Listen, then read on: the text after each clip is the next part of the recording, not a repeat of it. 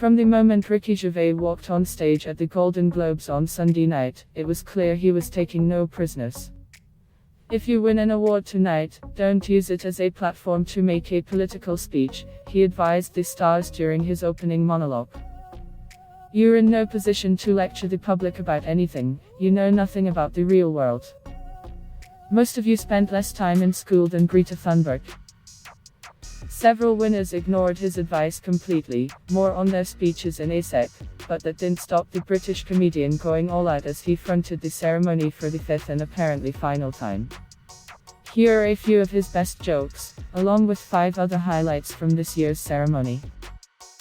When Ricky Gervais first hosted the Globes in 2010, his cutting comments and sarcastic style provided a master class in ridiculing celebrities and set a blueprint for the ceremony's future hosts. This year, he sensibly preempted the inevitable social media outrage over his politically incorrect gags by telling the audience, "Remember, they're just jokes. We're all going to die soon, and there's no sequel." In other words, use their speeches to make political statements.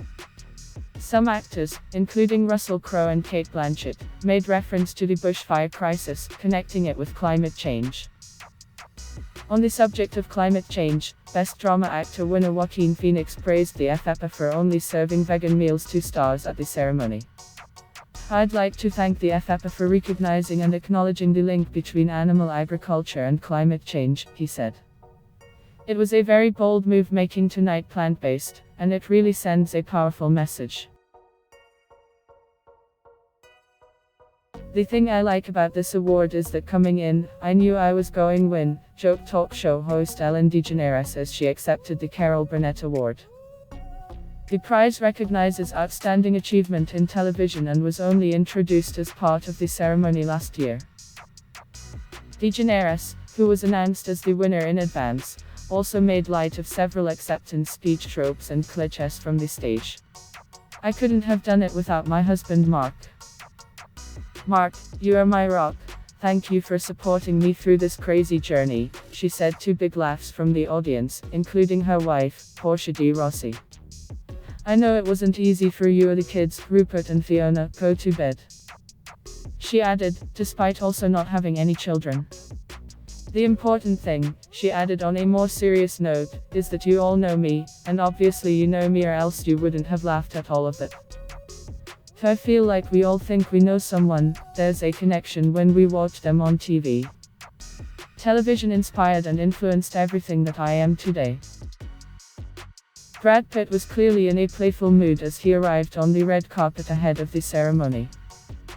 One journalist told him, "Everybody is waiting for you and Jennifer to run into each other so they can take their picture." Pitt replied, "I'll run into Jen, she's a good friend," before joking that it would be the second most important reunion of her year, after the Rumored Friends HBO special. Later in the night, Pitt introduced a clip of Once Upon a Time in Hollywood alongside his co-star, Leonardo Dicaprio. "When I asked Quentin how he wanted us to play 2 aging movie guys who were on their way out, he said just be yourselves." And finally, as he was accepting his prize for Best Supporting Actor towards the end of the night, Pitt paid tribute to DiCaprio while poking fun at one of his earliest major acting roles. "He's an all-star, he's a gent, and I wouldn't be here without you, man, thank you," Pitt said from the stage. Referring to DiCaprio's on-screen death in Titanic, he concluded, "I would have shared the raft.